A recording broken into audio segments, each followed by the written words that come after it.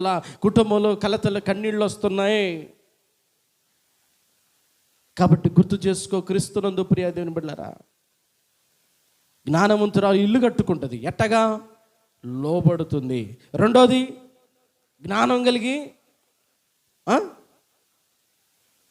Note మాట్లాడుతుంది. తర్వాత మూడోది, భర్తను గౌరవిస్తుంది.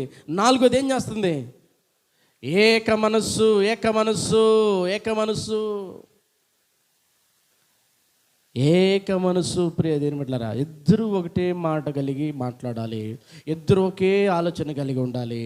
ఇక్కడ అననీయ సపీరా అనబడిన భార్య భర్తలు కూడా ఇద్దరిది ఒకే మాట, ఒకటే ఆలోచన, ఒకటే తలంపు.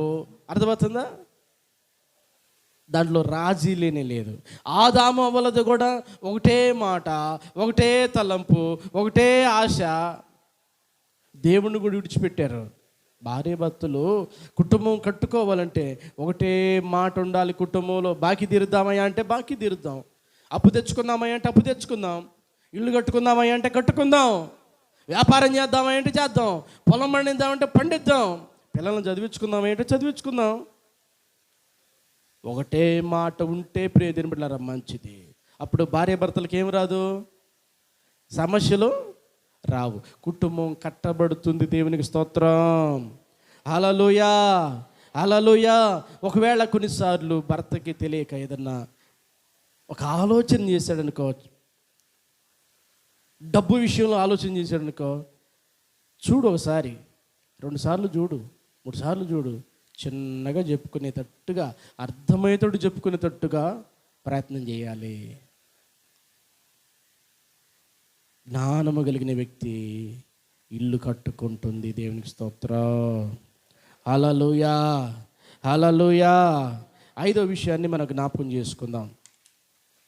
5వ విషయం, జ్ఞానము కలిగిన వ్యక్తి చేసే పని.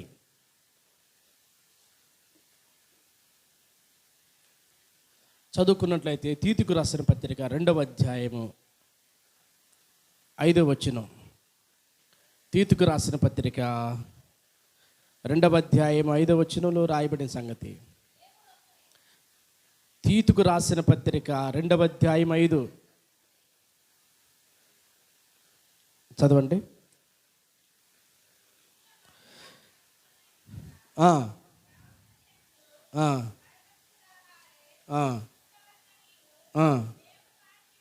దేవుని వాక్యము దూషించబడకుండానట్లు యవ్వన స్త్రీలు తమ భర్తలకు